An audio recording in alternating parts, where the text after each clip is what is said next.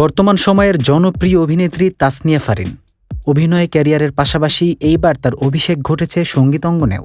ইত্যাদি ২০২৪-এর একটি গানে জনপ্রিয় সঙ্গীতশিল্পী তাহসান খানের সাথে অভিনেত্রী তাসনিয়া ফারিন কণ্ঠ দিয়েছিলেন। খুব চমৎকারভাবেই গানটি গেয়েছেন ফারিন। রঙে রঙে রঙিন হব গানটি সামাজিক যোগাযোগ মাধ্যমে ট্রেন্ডিংয়ে ছিল দিনের পর দিন।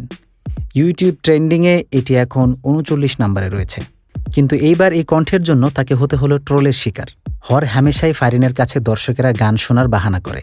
লন্ডনেও এর ব্যতিক্রম হয়নি। সম্প্রতি মাইল অ্যান্ড স্টেডিয়ামে বাংলাদেশ ফুড ফেস্টিভ্যালে ফারিন রঙে রঙে রঙিন হব গানটি গেয়েছিলেন। কিন্তু এই ভিডিও সোশ্যাল মিডিয়ায় ভাইরাল হওয়ার পর থেকেই তিনি প্রচুর ট্রোলের শিকার হচ্ছেন। অনেকেই বলছেন ইত্যাদিতে গাওয়া গানের সাথে এর কোনো মিলই নেই। সত্যি ভাই, আসলেই এর কোনো মিল নেই। অনেকে তাকে গরিবের রানু মণ্ডল বলে দাবি করছেন।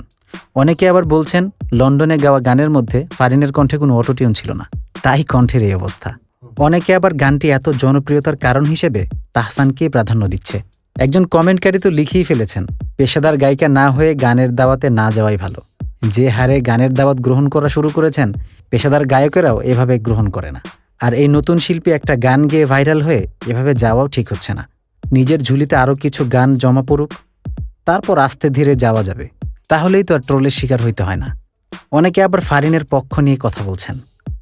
আদ্রিতা তাহসিন নামে একজন লিখেছেন, স্টুডিওতে গান করা আর লাইভ অনুষ্ঠানে গান গাওয়া রাত দিন তফাৎ। লন্ডনে তিনি ভালোই গাইছেন, কিন্তু সমস্যা ছিল মিউজিকে। লাইভে গান গাওয়ার আগে মিউজিক স্কেল তাল ঠিক করে মহড়া করে তারপর গাইতে হয়।